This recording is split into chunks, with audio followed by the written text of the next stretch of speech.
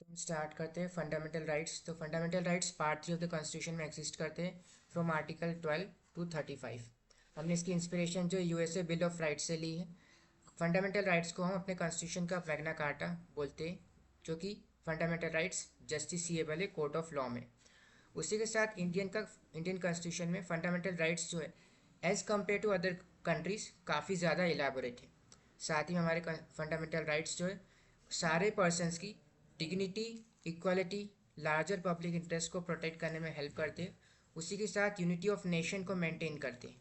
साथ ही में ये प्रिवेंट करते हैं कि हमारा जो कंट्री है और देश है वो government of laws not of man, मतलब लॉज से चले, ना कि किसी इंसान या मैन से। इसी के साथ फंडामेंटल राइट्स इन हमारे कंट्री में पॉलिटिकल डेमोक्रेसी की बात करते हैं। साथ ही में हमें लिबर्टी और फ्रीडम देते हैं स्टेट के इन्वेजन से। साथ ही में हमारी कंट्री को किसी भी तरह के अथॉरिटेरियन और डेस्पोटिक रूल से बचाते हैं।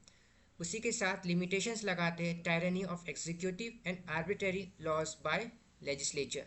साथ ही में फंडामेंटल राइट्स जो है गारंटीड हैं हमारे कॉन्स्टिट्यूशन में। अब हमारे पास 7 फंडामेंटल राइट्स यहाँ पे दे रखे हैं, सेक्शन में डिवाइड करते हैं। Right to equality article 14 to 18, right to freedom 90 article 19 to 22, right against exploitation article 23 and 24, right to freedom of religion article 25 to 28, cultural and educational right article 29 to 30, right to property article 31 and right to constitutional remedies article 32। Now article 31 जो है delete कर दिया गया है 44th amendment act के through.